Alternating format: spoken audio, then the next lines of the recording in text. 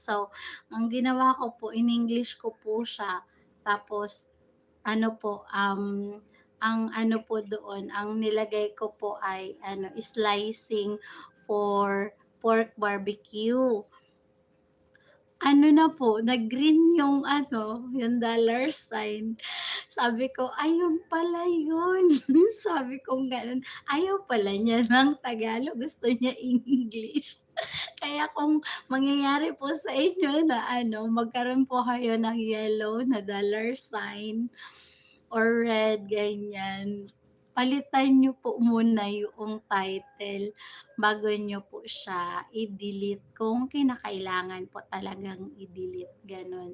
Tapos karaniwan po 'pag nag-a-upload tayo, opo, mali po yung pagkakaintindi ng AI. Kaya po nag-yellow dollar, ayun. Pagka po mag-a-upload tayo, mas maganda daw po na i-unlisted po muna siya bago i-private. Ay, i-unlisted muna siya bago natin siya i-public, ayun, public post. Para po maano mo na siya, ma-review kung may violation po ba or dun po kasi natin makikita kung anong color po ng dollar sign. So, kung green po yung dollar sign natin, puwede na po natin siyang i-public. Pero kung yellow po yung dollar sign or red, yun, kailangan po natin siyang i i-change yung title po ng ating ano po, video. Yun, ganun lang po siya. Ano po, masaya masaya pong maranasan din yung mga gano'n kasi doon po tayo naggo-grow. Ayun, natututo po tayo sa mga pagkakamali, ayun. Pagkakamali po yun na ano po, lesson learned talaga siya. Kasi ano po, maraming salamat din po dun sa mga nagtuturo kala Ate Smiling Face Channel, kala Mami Isa and Isaak Vlog, kay Ate Irene's Diary, kay Ate, Jem Villena, kay Ate Jeanette Mariama. Kasi, nagbabahagi po sila talaga ng dagdag kaalaman, ayun.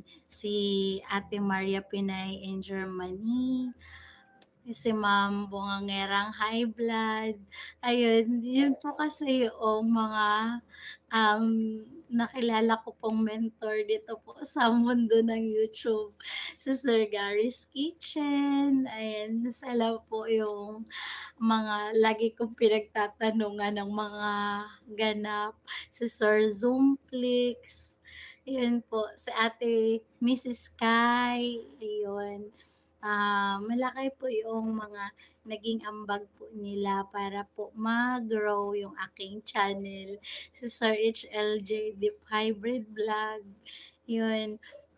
Marami po silang, mga ibinahaging dagdag kaalaman na nagagamit ko rin po sa aking channel at sa mga katulad ko po na nagsisimula pa lang po, mga aspiring YouTuber, aspiring vlogger, yun. Ang saya lang po kasi ano po, marami po tayong nakikilala po dito sa mundo po ng YouTube at talagang mararamdaman mo po talaga yung support at pagmamahal po na, kagaya po ng sa channel namin wala namang aabangan pero andiyan sila nagpapa-member, nagpapalipad, tumatambay sa live, nanonood ng mga videos, ayun. Malaki po yung nagiging ambag po nila para ayun magpatuloy sa abot kamay na pangarap.